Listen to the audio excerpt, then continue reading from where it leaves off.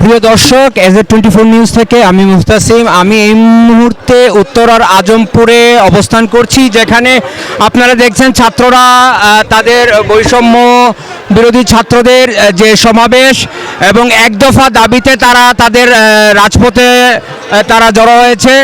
তারা এই যে ব্যাপারে তাদের এই আন্দোলনটা এখনও তারা এই মুহূর্তে অবস্থান করছে আজমপুর, এটা হচ্ছে উত্তরা। এবং আপনারা দেখতে পারতেছেন অনেক শত শত স্টুডেন্টরা জড়ো হয়েছে। এবং আমরা ইতিমধ্যে দেখেছি যে আওয়ামী লীগেরও নেতাকর্মীরা তারা মিছিল নিয়ে ফ্রেন্ডস ক্লাবের দিকে আছেন। তো ছাত্ররা তাদের অবস্থান শক্ত করে রাখছেন, যাতে করে যদি আওয়ামী লীগ এবং ছাত্রলীগ যারা এদিকে আসবে তাদের ব্যাপারে তারা যাতে একটা শক্ত অবস্থান নিয়ে আছেন।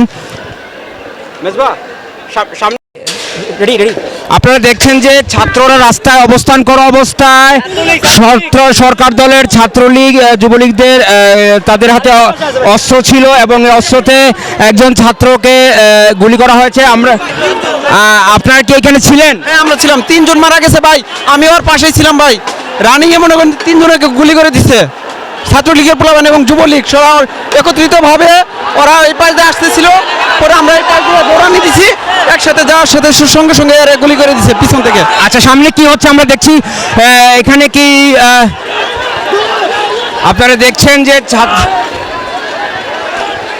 এই আপু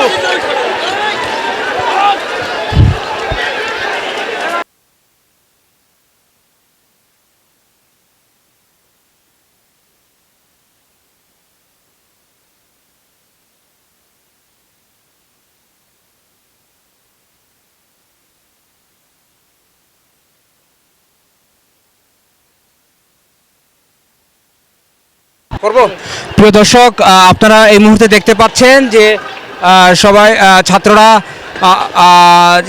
উত্তরা আজমপুর থেকে রাজলক্ষ্মী থেকে